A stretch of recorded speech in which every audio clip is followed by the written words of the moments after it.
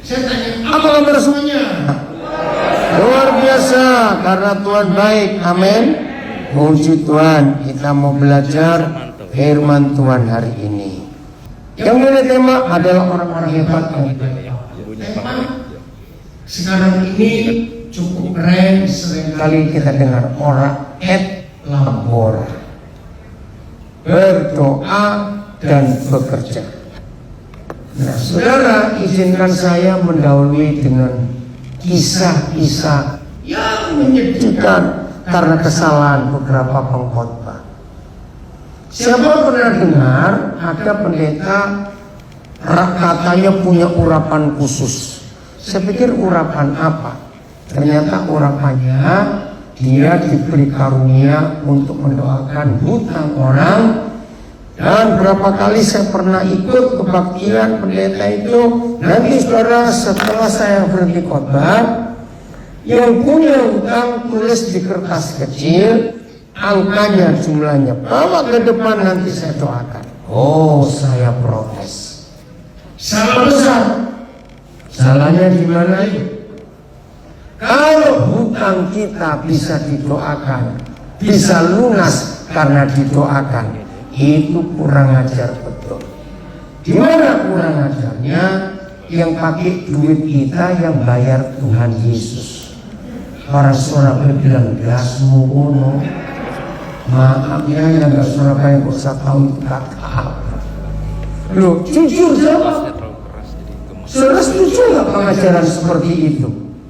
Kita yang pakai duit, Tuhan suruh bayar. Cepat jawab, setuju tidak? Kalau setuju, awas kamu, perlu dibaptis lagi itu dan direndam 2 minggu di laut Balikpapan itu. Itu kan pengajaran yang ngawur dan aneh sama sekali. Pernah saya diundang ke menara doa. Saya bersyukur sebelum COVID menara doa banyak yang tutup. Saya bersyukur. Kenapa? Terlalu kita ini. Pernah berapa kali saya ketemu anak-anak Tuhan katanya, saya kok gak enak ya masuk ruang doa ini, ada apa? Ternyata itu lagi ada orang yang punya utang, katanya berdoa sembunyi di menara doa, HP-nya dimatikan. Lah yang Nabi kan setengah mati, mau cari di mana? Jujur saya tanya, di Balikpapan ada menara doa enggak? Untung tidak ada. Kalau ada cepat tutup saja. Serius. Saudara, itu hal yang salah. Hutang itu jangan sembunyi di menara doa, apalagi doa puasa. Itu salah. Hutang itu kita harus bekerja, cari duit, kumpulkan, bayar. Setuju? Harusnya begitu. Nah, itu namanya ora et labora. Maaf lagi sekali. Kalau saya mau ngomong ini rasanya dulu gimana? Siapa pernah dengar ada orang, oh itu dia pendoa, oh itu dia pendoa. Bahkan tidak sedikit gereja-gereja punya pendoa-pendoa. Nah, rupanya ada pangkat-pangkat tertentu loh. Oh, yang itu lebih sakti dari yang ini. Saya pikir sakti bagaimana sih? Nah, ternyata ukurannya begini. Oh, dia bisa doa sehari sekian jam. Nah, itu biasa lebih sakti. Oh, yang satu itu lebih kuat. Kalau doa puasa sebulan bisa berapa minggu. Wih, saya pikir luar biasa. Terus terang ya saudara, sedih. Para pendoa syafaat itu, maaf, puji Tuhan di Balikpapan gak ada menara doa. Saya gak tahu kenapa ada roh yang aneh. Mereka merasa lebih dekat Tuhan daripada yang lain. Kira-kira begitu enggak? Kalau menyebut diri pendoa itu. Apalagi kalau gereja memilih, dia ketua pendoa wilayah Indonesia Timur. Maksudnya, maaf. Lalu apa isinya pendoa syafaat? Jangan marah dulu ya, izinkan saya ngomong ini. Tidak ada orang sekurang ajar pendoa yang suka bentak-bentak Tuhan, nunjuk Tuhan, dan nyuruh Tuhan. Benar atau salah kalimat ini? Maaf. Nah, setelah berdoa untuk satu daerah, oh Tuhan, misalnya daerah mana? Pasir misalnya, ya, wilayah selatan dari Balikpapan. Oh Tuhan, berkati pasir Tuhan, Tuhan kami tamping roh-roh penguasa udara di pasir sana. Dalam nama Yesus, wah, kalau doa itu kayak rainbow gitu. Maaf saya bilang, 2 jam kurang lebih suara sudah mulai habis. Lalu pemimpin doa bilang, dalam nama Yesus, haleluya, amin. Dan biasanya, maaf ya, jangan tersinggung, maafkan saya, langsung berdoa itu lurusan kaki itu diurut-urut gitu, karena capek berlutut sekian jam berdoa. Maaf, biasanya tidak semua memang. Pasti ada yang ngomong, habis ini kita makan di mana ya? Maaf, karena saya sering ikut. 2 minggu kemudian mereka kumpul lagi. Maaf lagi sekali. Pasti ada yang bertanya begini, dengar kabar enggak? Daerah pasir gimana? Setelah kita doa 2 minggu yang lalu, ada yang ngecek nggak ke sana? Kira-kira bagaimana? Serius saya berkata ini. Kedengarannya ini bagus rohani atau bagaimana? 2 minggu kita sudah berdoa. Ayo kita cek di pasir bagaimana? Ini kabupaten ya yang sudah masuk daerah ibu kota baru. Ngerti nggak maksud ngecek itu? Yang dicek siapa? Ayo pikir saudara.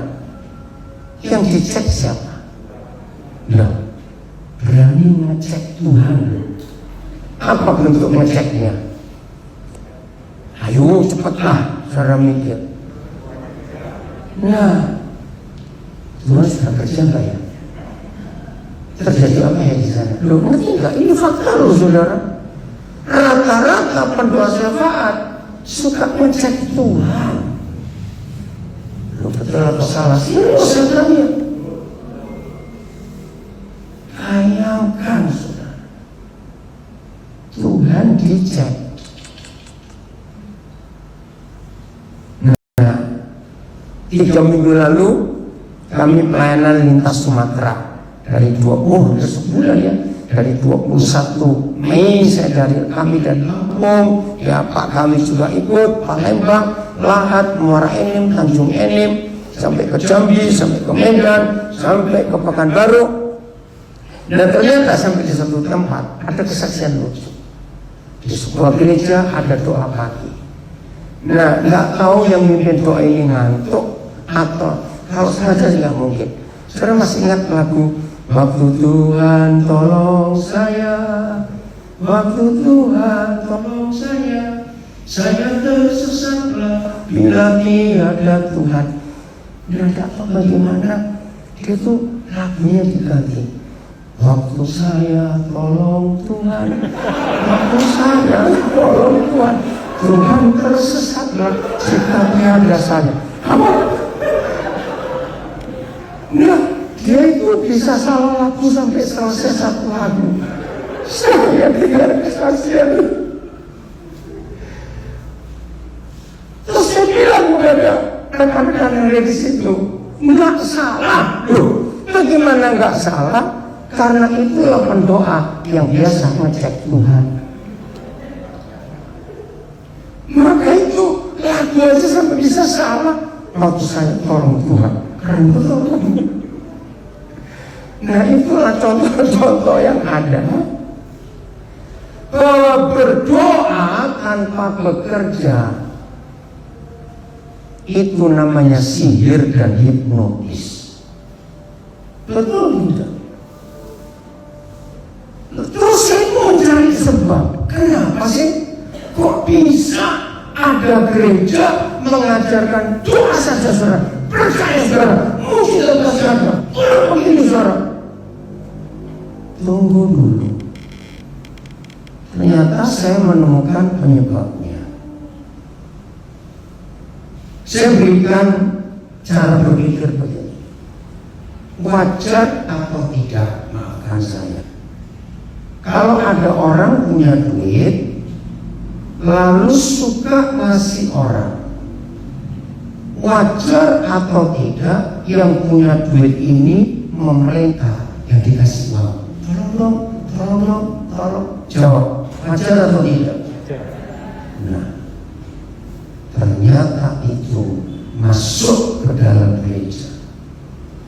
Karena gereja selalu menantang, mari beri persembahan buat Tuhan, mari kita berkorban untuk Tuhan. Apalagi kalau memberi perpuluhan, pasti Tuhan akan jawab. Ini yang saya kaget waktu melihat fakta itu. Karena mentang-mentang sudah memberi banyak persembahan kepada Tuhan lewat gereja, lalu Tuhan bisa diperintah seenaknya. Begitu ketika khotbah-khotbah perpuluhan begitu digencarkan, khotbah-khotbah perpuluhan ditekan-tekankan, saudara, menyedihkan sekali. Lalu ada janji percaya, Tuhan memberkati saudara karena saudara berkorban begitu banyak. Salah. Kata-kata seperti itu artinya Tuhan bisa kita beli dengan uang kita. Betul tidak logikanya? Karena aku sudah memberi itu, ya patut Tuhan menolong aku. Mari ini dijauhkan Tuhan dari konsep yang salah itu. Izinkan saya mengatakan kalimat ini. Jangan menyuap Tuhan dengan semua usaha, aktivitas, dan persembahan kita. Katakan amin. Jangan menyuap Tuhan dengan semuanya itu. Itu akan salah besar. Terus bagaimana bentuk doa yang benar? Mari kita lihat Lukas 11. Ora et labora, doa dan bekerja. Lukas 15. Jadi doa yang bisa terjawab dan dijawab adalah doa yang isinya kerjasama dengan Tuhan. Katakan amin. Doa yang terjawab dan bisa dijawab adalah doa di mana Tuhan bekerja sama dengan kita, sehingga kita dengan Tuhan dan Tuhan dengan kita, istilah saya sama-sama kerja. Di situ baru ada mujizat. Kalau tidak sama-sama bekerja, nah akhirnya jadi begini. Sebelum kita baca ya Lukas 11. Siapa yang tidak percaya bahwa semua doa kita, walaupun dengan puasa, dengan serius, itu tidak harus dijawab oleh Tuhan. Betul atau salah kalimat ini? Oke, benar ya? Nah, sampaikan kepada banyak rekan-rekan kita bahwa Tuhan, saudara kita, murid-murid Tuhan Yesus yang masih belum percaya ini. Lalu muncul pertanyaan ini di hidup saya. Kalau semua doa kita harus Tuhan jawab, pertanyaannya, lalu siapa yang jadi Tuhan? Jawab dong. Kan kurang ajar kita jadi Tuhan. Nah ini konsep yang salah. Terus bagaimana? Lukas 11 ini saya terharu sekali. Yang punya Alkitab buku, buka. Ayat mana Lukas 11 yang diberi stabilo, diberi coretan tebal sekali. Biasanya ayat berapa yuk? Lukas 11. Ayo yang bawa Alkitab buku, lihat. 9. Nah itu sudah ada yang ngaku. Betul. Saya tahun awal 80-an pernah mengancam Tuhan. Ayat 9, jangan diikuti. Saya Kurang ajar betul. Karena begini kan ada janji. Coba baca Lukas 11 ayat 9. 1, 2, 3. Oleh karena itu aku berkata kepadamu, mintalah maka akan diberikan kepadamu, carilah maka kamu akan mendapat, ketoklah maka pintu akan dibukakan bagimu. Saya suka sekali ayat ini. Saya beriman betul-betul. Saya tidak goyah iman saya dengan Lukas 11 ayat 9. Maka itu setelah sekian bulan saya berdoa dengan serius, nggak ada jawaban. Maaf ya, jangan tiru cara saya ini jahat dan kurang ajar. Ampuni saya Bapak, ampuni saya bodoh tidak mengerti. Saya marah. Lalu saya buka Alkitab saya. Begitu saya buka, contoh begini ya, maaf. Misalnya ini Lukas 11 ayat 9. Saya tunjuk, Tuhan baca ayat ini. Kurang ajar nggak gitu? Saya kurang ajar betul. Baca ayat ini. Saya sudah minta, janjimu akan diberi. Saya sudah mencari, janjimu saya akan dapat. Saya sudah ketok pintu surga.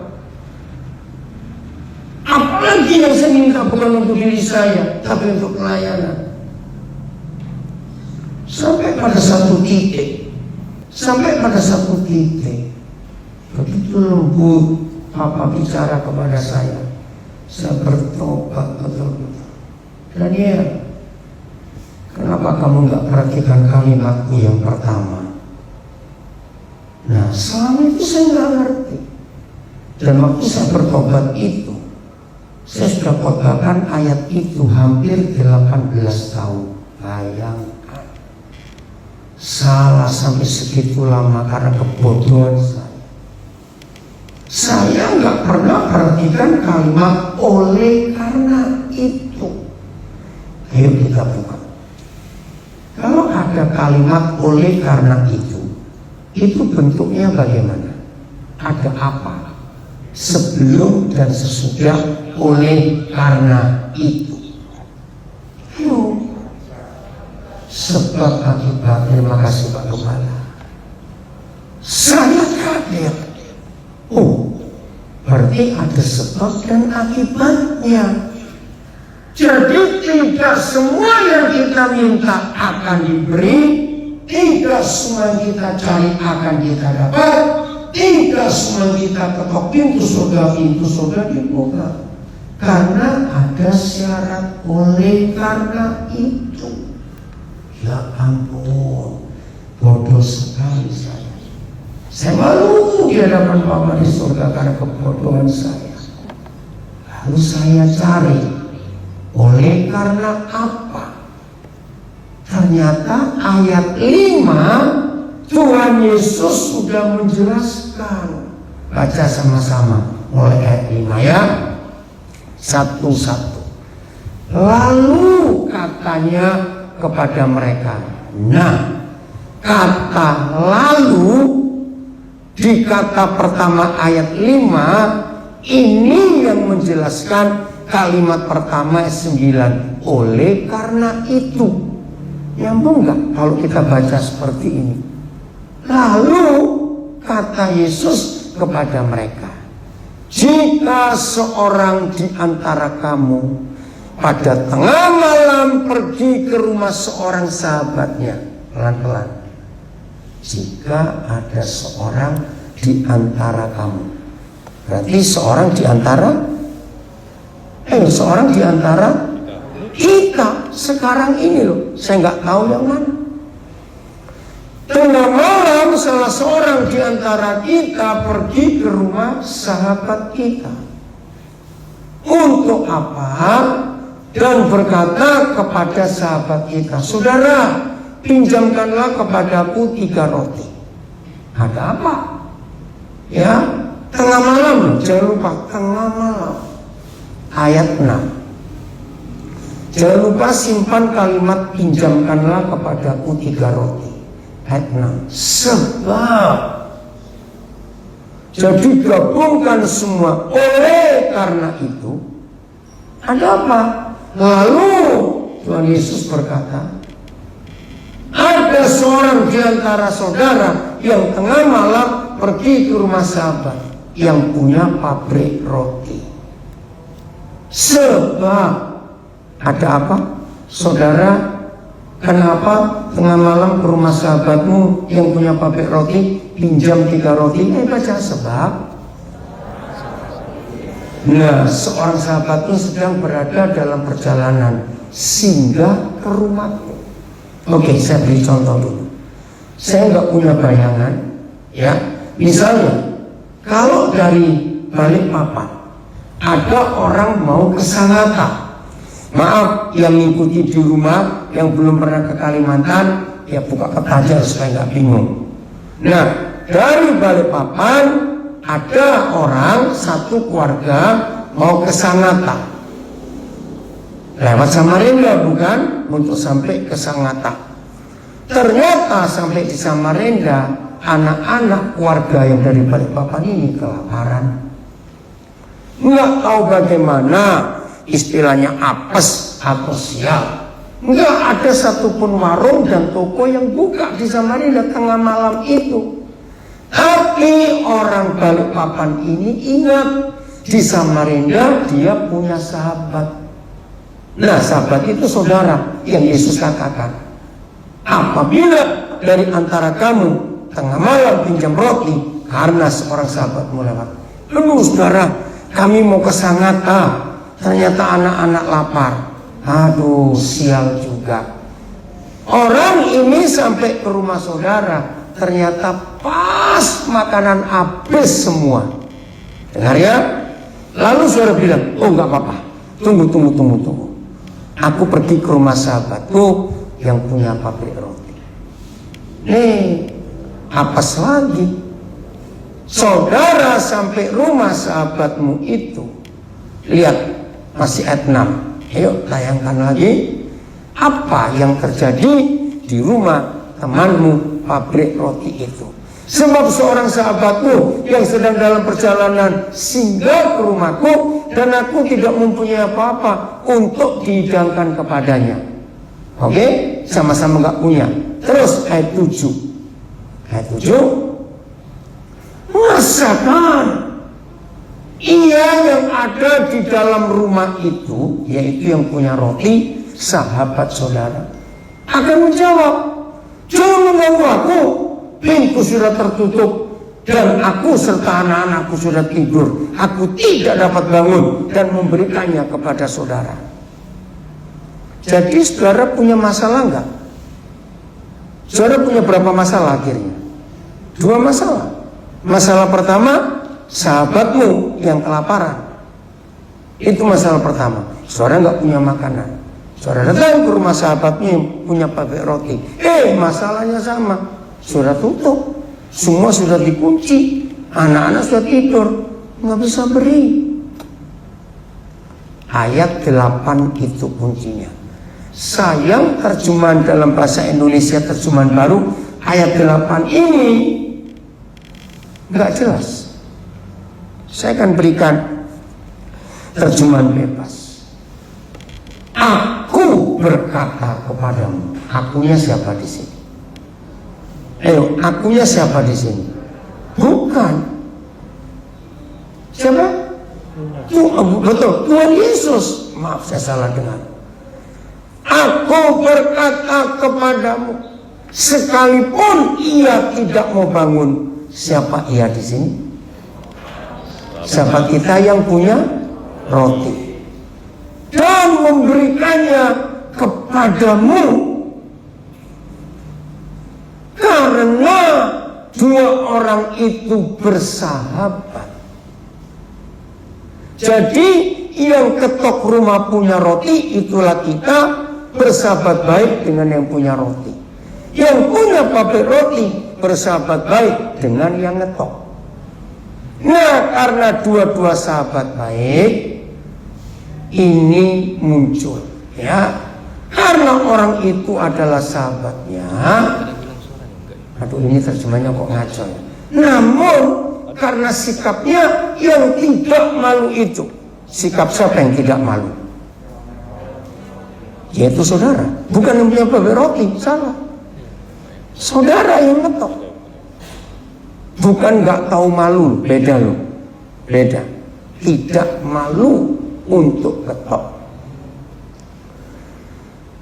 Ia akan bangun juga dan memberikan kepadanya. Nyanyi siapa di sini? Saudara yang punya roti akan bangun juga dan memberikannya kepada saudara apa yang saudara perlukan. Pelan-pelan. Jadi begini. Ketika yang punya roti dengar ketukan saudara, tolong bangun, aku perlu 3 roti, aku pinjam 3 roti. Ada sahabatku yang punya roti jawab, ketoklah sampai capek, aku nggak akan bangun. Dan aku tahu kamu nggak akan marah karena kamu sahabatku. Nah, yang ngetok lebih dablek lagi. Siapa yang ngetok itu?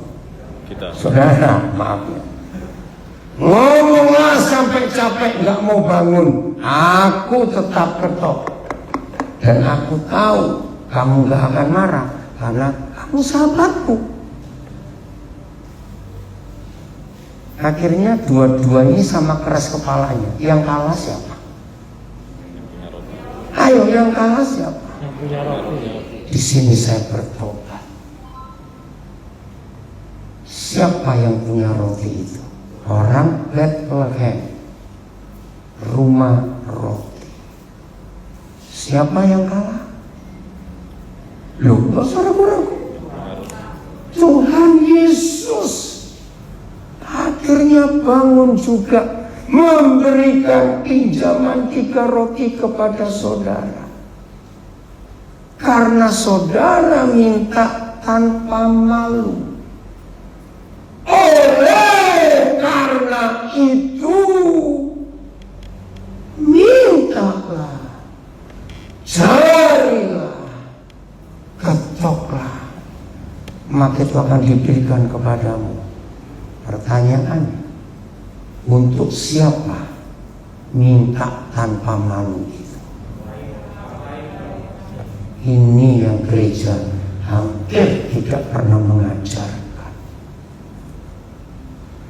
Justru kalau kita minta seperti pelajaran Lukas 11 ini untuk kepentingan diri kita dan keluarga kita, maka saudara dan saya harus tahu malu. Kok enggak amin?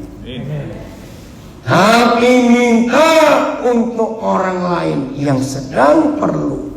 Dan kebetulan kita juga nggak punya apa-apa.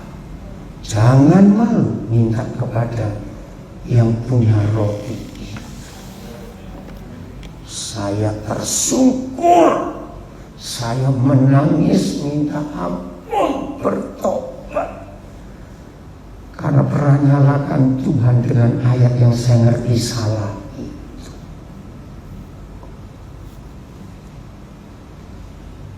Bukankah sekarang sedang tengah malam? Betul nggak dalam istilah kejaman? Di luar kita banyak orang kelaparan. Jangan cuma berdoa untuk mereka supaya Tuhan berkati mereka, jangan.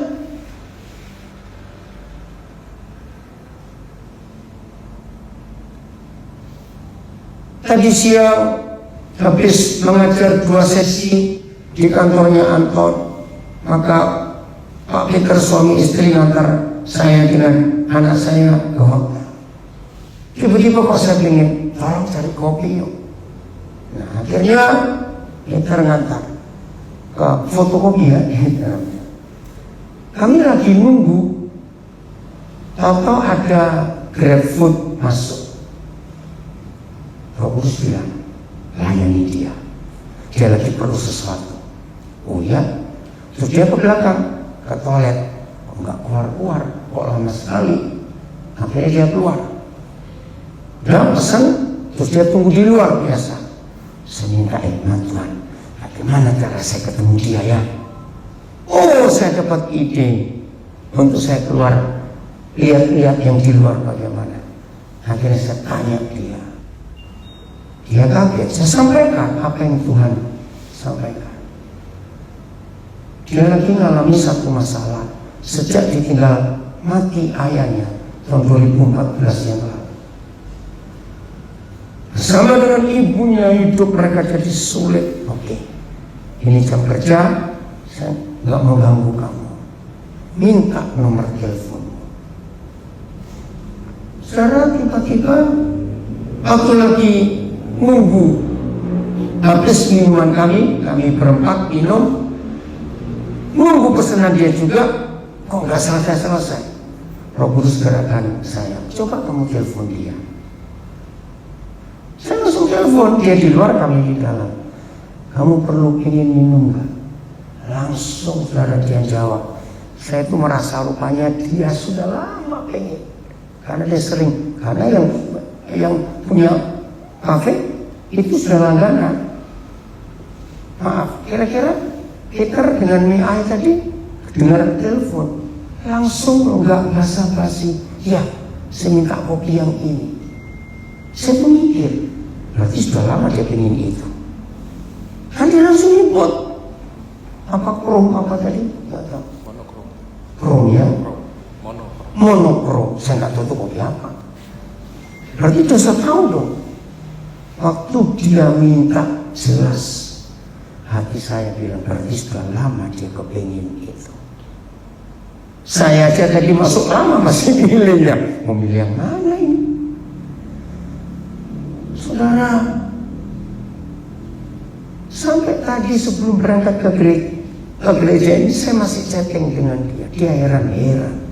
Kenapa saya bisa tahu? Di sekitar kita ada banyak orang yang sedang tengah malam dan perlu sesuatu dalam hidup mereka. Oleh karena itu, mintalah, pasti kamu diberi. Bukan minta untuk diri kita dan keluarga kita. Carilah, bukan untuk kita dan keluarga kita. Ketoplah, bukan untuk kita dan keluarga kita, tapi untuk banyak orang lain. Dan syaratnya, ketika kita sedang tidak punya apa-apa. Tapi kalau kita sedang punya, awas kamu pakai Lukas 11 ya. Itu kurang ajar namanya. Kok bisa? Ada ayatnya. Mari kita buka Amsal 3, 27, 28. Hebat firman Tuhan ini. Nah, ini kalau kita sedang punya. Lihat. Nah, ini pun terjemahnya kurang tepat. Janganlah menahan kebaikan. Saya langsung terjemahkan bebas. Janganlah menahan kebaikan untuk orang-orang yang untuk orang-orang berhak menerimanya. Saya ganti, karena engkau mampu melakukannya. Kok nggak amin sih? Salah. Maaf ya. Kalau membaca ayat ini sulit amin, jangan-jangan orang itu pelit, dah gitu aja. Itu kalau nggak pelit langsung amin dong, karena kita punya. Amin. Nah, aminnya nyicil, amin, amin, amin. Maaf. Jadi kalau ada orang memerlukan kebaikan yang Tuhan beri kepada kita, kita harus apa? Kita harus apa? Berikan. Karena kita punya kebaikan itu. Saya tanya kepada saudara, kebaikan Tuhan yang Tuhan berikan kepada kita, itu gratis atau bayar? Gratis. Maka sepatutnya kita memberi gratis. Gak usah mikir-mikir lagi kalau kita sedang punya. Saya harap grup Korak ingat 2 hari lalu kita diskusi besar masalah ini. Jadi kalau kita sedang punya grup Korak, dengarnya, dan kita ada orang yang memerlukan, nggak usah diskusi, dicek dulu orangnya malas atau tidak, suruh cek ke rumahnya, ayah kelamaan. Tapi kalau memang kita tahu orang itu nggak layak terima kebaikan Tuhan, ya udah, maaf. Ayat 28, keren lagi ayat ini. Ayat 28. Janganlah engkau, itu kita semuanya, berkata kepada sesamamu, pergilah saudara dan kembalilah, besok akan kuberi. Lagi sekali, kalau kita sedang punya, jangan menyuruh mereka kembali besok. Ini iseng saja. Apalagi kalau pakai besoknya orang Jawa, mati tuh orang. Ngerti nggak kata besoknya orang Jawa itu bagaimana? Maaf yang Jawa jangan. Bagaimana besoknya orang Jawa? Nggak ketemu besok. Itu bisa kapan-kapan. Yang Jawa bertobat, maaf. Terus ini kalimat terakhir itu mengharukan. Baca 1, 2, 3.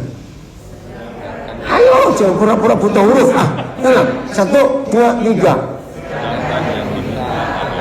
Ya sudah.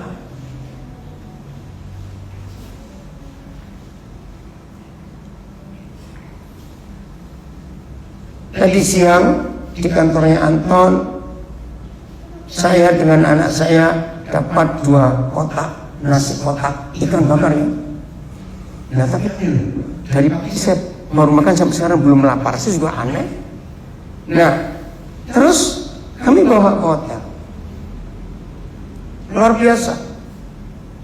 Ada 2 karyawan, pas itu 2 bungkus.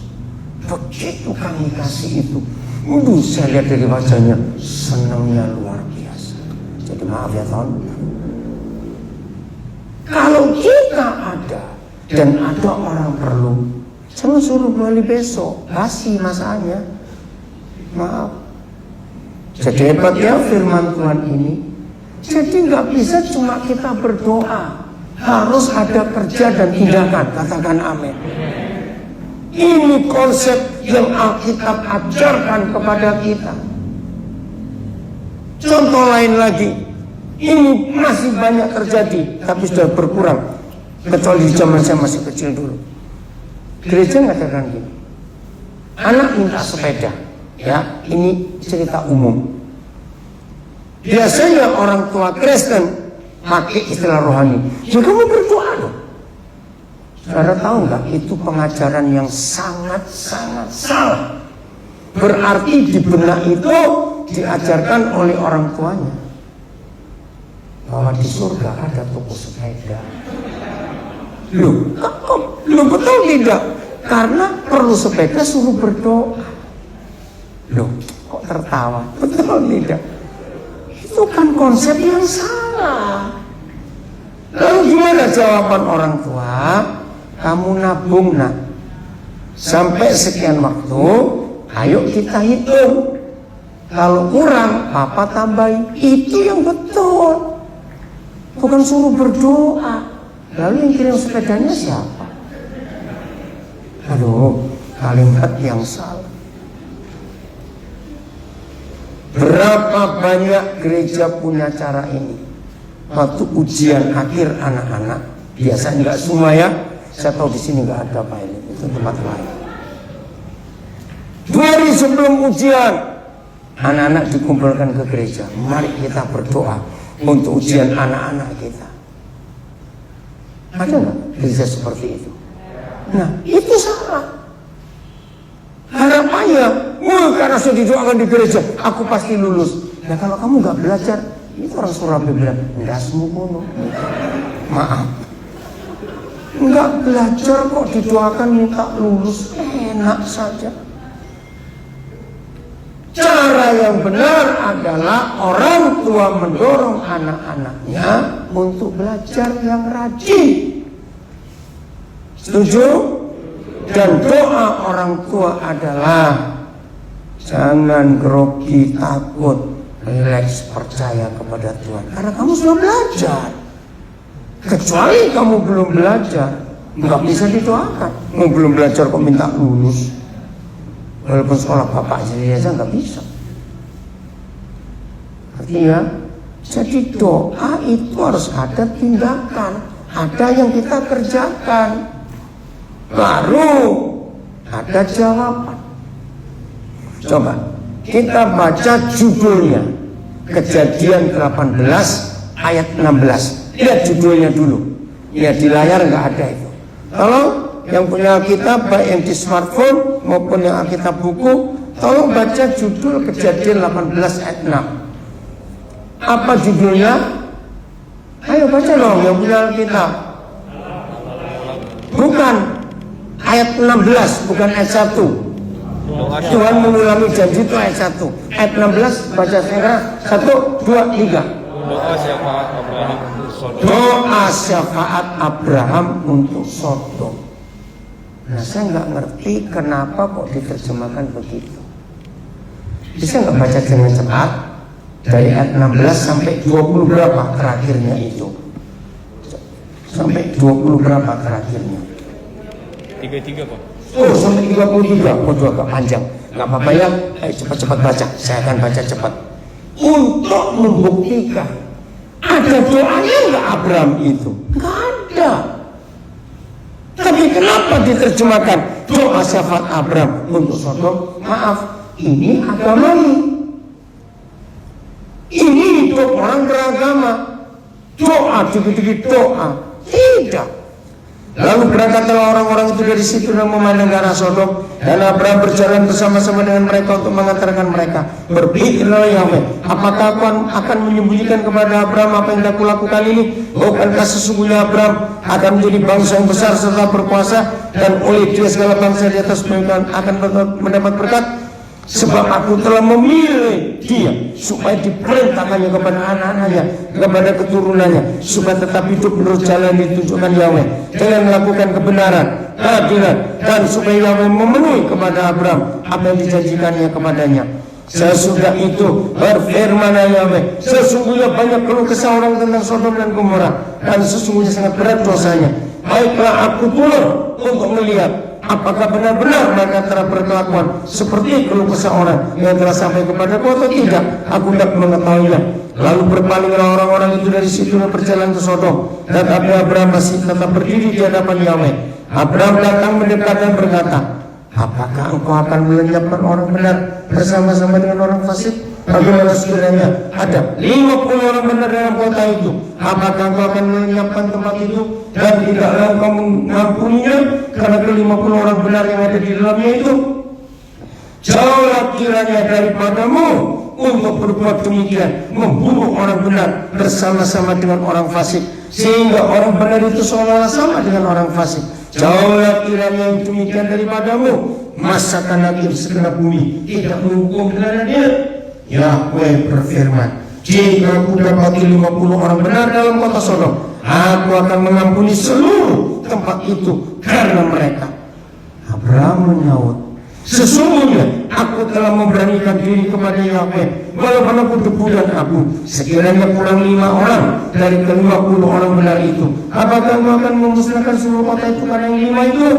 Firman-Nya, aku tidak akan memusnahkannya jika aku dapati 45 di sana. Lagi Abraham melanjutkan perkataannya kepadanya, sekiranya 40 didapati di sana, firman-Nya, aku tidak akan berbuat demikian karena yang 40 itu. Katanya, janganlah kiranya Yahweh murka kalau aku berkata sekali lagi, sekiranya 30 didapati di sana, firman-Nya, aku tidak akan berbuat demikian jika aku dapati 30 di sana. Katanya, sesungguhnya aku telah memberanikan diri berkata kepada Yahweh, sekiranya 20 didapati di sana, firman-Nya, aku tidak akan memusnahkannya karena yang 20 itu.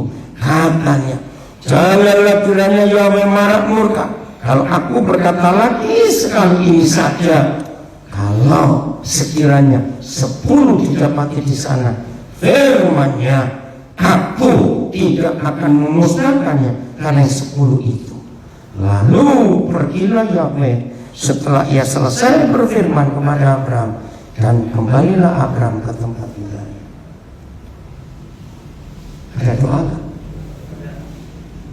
Ada doa? Ada. Doanya ya diskusi ini. Bukan doa yang nyerocos sendiri, tidak. Terus main perintah tunjuk-tunjuk Tuhan itu, tidak. Ini cara doa yang benar. Ajak Tuhan diskusi, ajak Tuhan berunding. Katakan amin. Selama ini doa kita hanya nyerocos sendiri, lalu amin, terus tunggu laporannya. Ini salah.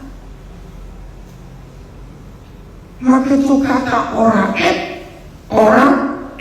labor. Doa itu gak cuma main perintah. Kita harus buat sesuatu. Percayalah, kalau mulai hari ini Bapa di surga menemukan semua kita mau diajak kerjasama oleh Tuhan, maka hidup doa kita berubah luar biasa. Serius. Jangan mencari pendoa-pendoa yang seperti ini. Saya ingin sampaikan sebelum saya lupa. Kata Tuhan memberkati. Dengar baik-baik. Itu tidak ada hubungannya dengan uang materi. Tidak ada. Semua berkat Tuhan adalah segala sesuatu yang tidak bisa diukur dan dibeli dengan uang. Itu namanya berkat Tuhan. Segala sesuatu yang masih ada hubungannya dengan uang itu bukan berkat Tuhan, itu hukum alam. Catat. Maka itu banyak gereja salah. Oh, orang itu diberkati Tuhan luar biasa. 100% pasti karena orang itu kaya, mobilnya mewah, perusahaannya banyak. Bukan. Saya tanya kepada saudara, banyak atau sedikit orang kaya tanpa Tuhan? Banyak. Bahkan setan-setan pun bisa membeli kekayaan. Loh, kok gak ada yang ngamen? Setan bisa beli kekayaan. Buktinya gunung kawi, buktinya orang cari tuyul. Itu fakta loh, bukan omong kosong. Maka itu mulai hari ini jangan hubungkan berkat Tuhan dengan materi. Saya punya 3 resep untuk kaya. Saya kasih gratis. Lakukan. Pasti kok berhasil. Kok kaya gak percaya sih? Ini saya dapat dari pengalaman saya sekian puluh tahun ini. 1, tunggu dapat warisan. Allah amin. Loh, itu tanpa Tuhan, percayalah. Oke? 2, rajinlah. Betul, orang Jawa bilang. Misalnya saudara punya toko di pasar, yang lain buka jam 6 pagi, saudara jam 4 subuh sudah buka. Yang lain tutup jam 6 sore, saudara tutup jam 10 malam. Percaya orang kayak gitu pasti kaya tanpa Tuhan. Loh, ini resep kedua. Ambil saja gak apa-apa, coba tanpa Tuhan. Bahkan saya berani nantang, hiduplah dalam dosa. Kalau engkau dapat warisan dan rajin, pasti kaya. Amin kan, gak usah ragu-ragu. Memang itu hukum alam. Yang ketiga, pelit. Lengkap saudara. Loh kok kayak gak percaya sih? Kira-kira resep ini betul atau salah? Serius? Mau coba gak apa-apa. Gak usah berdoa, gak usah bertobat, buatlah dosa. Pokoknya 3 ini lakukan. Apa sih definisi pelit? Ada 2 saya temukan. 1, orang pelit kalau belanja ikan pasti kepalanya. Terus disuk 3 hari. Jadi 3 hari cuma makan buah kepala ikan. Baru hari keempat makan pepelannya. Nah orang kayak begini jangan pelihara kucing, kucingnya yang mati. Loh, betul ya? Pelitnya minta ampun. Terus ilustrasi keduanya orang pelit. Aduh, saya bersyukur. Saya belajar banyak. Ya. Ada orang kaya, pelitnya minta ampun. Punya anak yang nomor 3 masih kecil, kira-kira umur 5 tahun. Sekali orang kaya ini kaget. Anaknya ini nangis. Wah, kacang hijau. Kacang hijau. Apanya kacang hijau? Masuk kuping, Bang, masuk kuping. Kenapa kamu bisa kacang hijau masuk kuping? Namanya anak kecil main. Nah, orang kaya ini punya dokter pribadi. Dibawalah anak itu ke dokter diperiksa. Nah, ketika dokter itu melihat si kaya, pelit ini datang. Aduh, pelit ini lagi. Alasannya banyak. Dokter orang periksa, dok. Kenapa ini anak ini nakal? Masa main kacang hijau bisa masuk kuping? Oh ya? Begitu diperiksa, dokter kaget, aduh, ini nggak bisa diambil dengan cepat karena taruh dalam, harus operasi. Namanya orang pelit mendengar operasi. Apa ada cara lain nggak? Karena dokter sudah pernah, dokter punya jawaban. Ada yang gratis. Nah, saya mau gratis saja. Bawa pulang anakmu, tetes air kupingnya 3 hari jadi kejambal kamu cabut.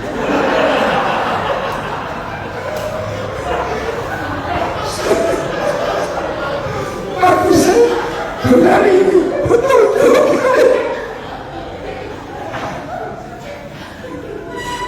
Karena itu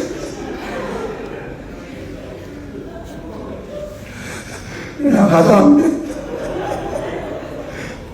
itu orang pelit pasti cepat kaya. Amin langsung.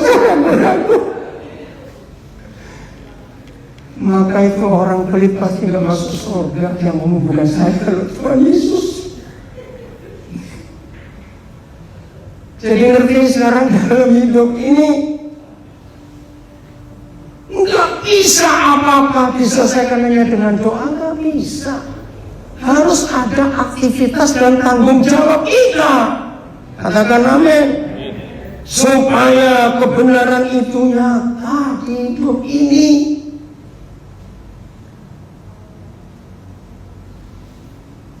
Oke, saya stop dulu. Ada yang mau tanya? Pertanyaan bagus. Bagaimana caranya kita membantu orang tahu orang ini memanfaatkan kebaikan kita atau memang perlu bantuan? Jawabannya ada 2. 1, ayo kita tanya dulu. Dalam hidup kita pernah atau sering memanfaatkan Tuhan atau tidak? Bisa tanya kok cepat jawab. Kita pernah atau sering memanfaatkan Tuhan? Ya sudah, kalau kita dimanfaatkan orang itu impas. Kok repot? Betul? Loh kok tertawa? Memang begitu jawaban saya. Kalau mau nolong, ya nolonglah. Nggak usah pakai macam-macam. Mati duluan itu orang. Dan banyak gereja seperti itu.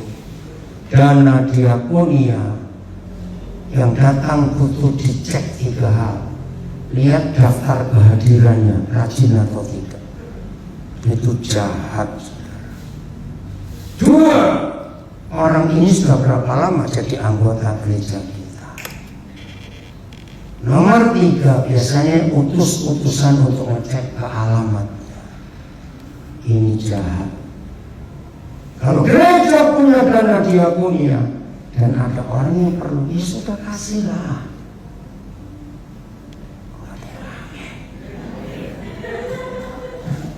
Nah kalau yang kasih, coba yang belum mau ke belakang.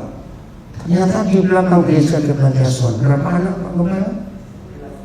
11. Bayangkan. Jelas ya Bu. Tapi kalau kita tahu sendiri orang itu malas, jangan dikasih. Suruh kerja. Nasihat memuju bagus. Jangan beri ikan pada orang, beri kailnya. Kalau tahu. Kalau kita nggak tahu, ya udah itu ayatnya tadi. Jelas? Ada lagi yang mau tanya? Ini ada pertanyaan dari Zoom. Kalau kita sedang menabung untuk sesuatu yang besar, contohnya beli rumah, uangnya ada, lalu ada orang susah datang, gimana? Ya, pertanyaan bagus. Menabung itu wajib. Tapi ketika yang kita targetkan untuk tabungan itu belum sampai, contoh, ada nggak tabungan hari tua? Loh, ada tidak? Ada. Masalahnya, kita nyampe nggak sih ke tua nanti? Loh, betul nggak? Aminnya apa artinya? Nyampe atau tidak? Ini saya mau tanya. Belum tentu. Banyak orang yang mati muda. Loh, betul tidak? Nah, ketika kita sudah nabung untuk hari tua, ternyata nggak tua-tua dan ada orang perlu, ya kita bantu. Apalagi zaman sekarang semuanya online. Setelah kita bantu, tinggallah tidur.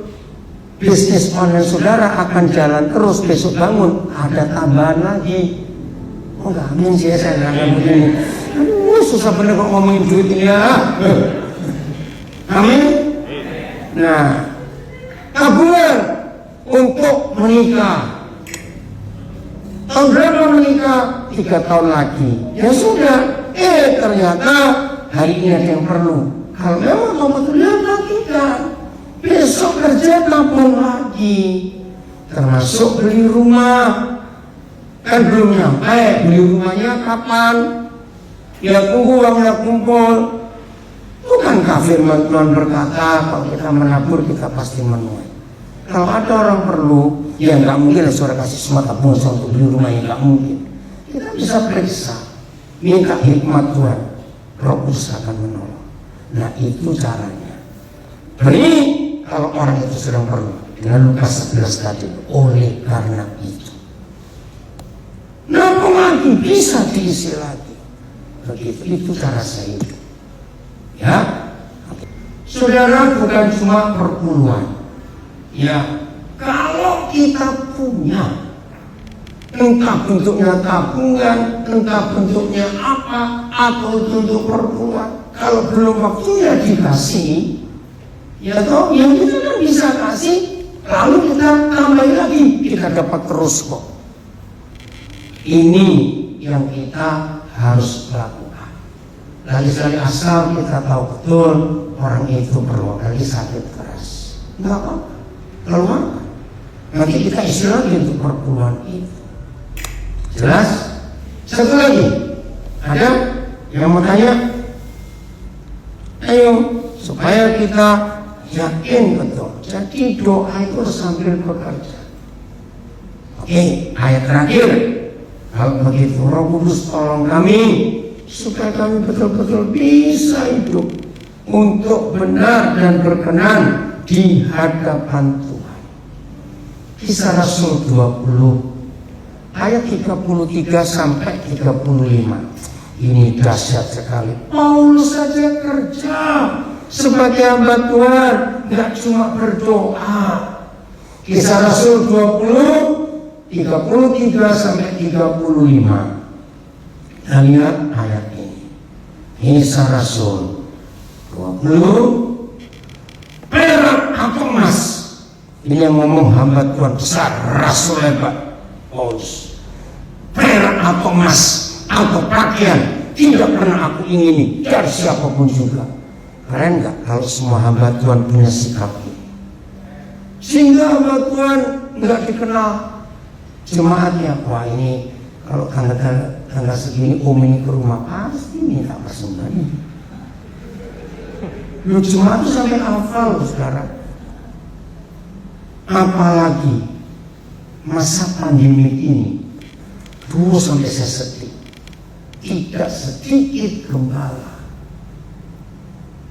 ketika jemaat yang biasanya rutin membeli persekutuan, tapi selama pandemi kan nggak bisa ada ibadah langsung, sampai hati lu minta tolong ya kirimkan bukti transfernya. Lo ada lo gembala seperti itu. Saya bilang, ini apa bedanya dengan debt collector? Nagih, ya ampun jahat sekali. Tadinya saya nggak percaya. Ada dikirim bukti itu ini permintaannya. Nah, bukan begitu. Perak atau emas aku tidak pernah inginkan dari siapapun juga. 21 ayat 30.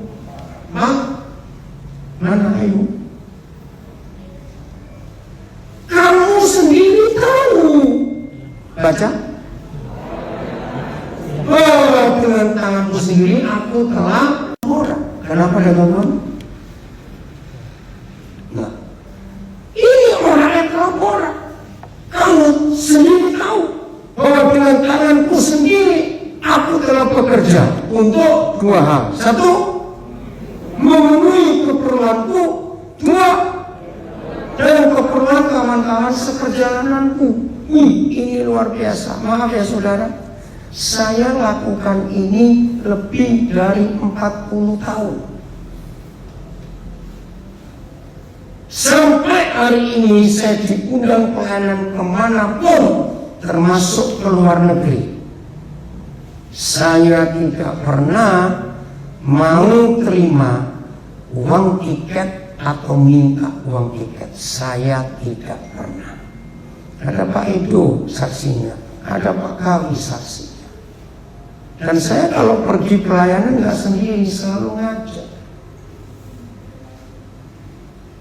Itu jadi saya bisa mencukupkan keperluan saya. Saya pun bisa mencukupkan keperluan teman-teman seperjalanan saya. Karena saya nggak cuma berdoa, saya juga bekerja. Pak itu hamba Tuhan full time, tapi dia juga bekerja. Maka itu seharusnya kata full time itu nggak ada di dalam gereja. Dalam Alkitab pun tidak ada. Karena harus bekerja. Paulus ini orang hebat, dia bekerja. Ayat 35. Wih, ini luar biasa. Saya pun pernah salah belasan tahun dengan ayat ini. Dalam segala sesuatu, bagaimana? Telah kuberikan contoh kepadamu. Jadi hamba-hamba Tuhan harus memberi contoh kepada. Demikian kita harus membantu. Malah hamba Tuhan yang harus membantu, bukan dibantu. Harus membantu orang-orang yang lemah dan harus mengingat perkataan Tuhan Yesus. Elim bersama istri Kodinkaku bertahun-tahun kalian jadi gembala. Kesaksian nama baik kalian luar biasa. Orang dari akan tahu itu. Teruskan iman yang hebat. Ini luar biasa. Sambil mengingat perkataan Tuhan Yesus, sebab ia sendiri telah menyatakan. Baca sama-sama. Adalah lebih berbahagia memberi daripada menerima. Nah, dulu saya foto, saya Tuhan punya banyak pelayanan. Maka kalau saya buat proposal kepada pengusaha-pengusaha, pasti kalimat terakhir saya tambahkan ayat ini, Kisah Rasul 20:35. Lebih berbahagia memberi daripada menerima. Jadi ayat ini saya pakai untuk nodong pengusaha. Setelah saya sadar gobloknya saya, itu kan untuk saya sendiri. Loh, betul tidak? Ini kan untuk hamba Tuhan, supaya hamba Tuhan ingat perkataan Tuhan Yesus, lebih berguna memberi daripada menerima. Ini orang yang lapor. Ayo mulai hari ini semua kita nggak cuma berdoa, tapi ada tindakan dalam hidup kita. Maka Tuhan akan dipermuliakan. Sungguh dahsyat perbuatan Tuhan. Mau jadi pelaku firman ini? Ya harus, kalau enggak kita menentang firman. Tuhan Yesus memberkati kita semuanya. Ini luar biasa. Oke. Saya minta Pak Pendeta Eki dari Samarinda berdoa untuk kita semuanya. Ayo Ki.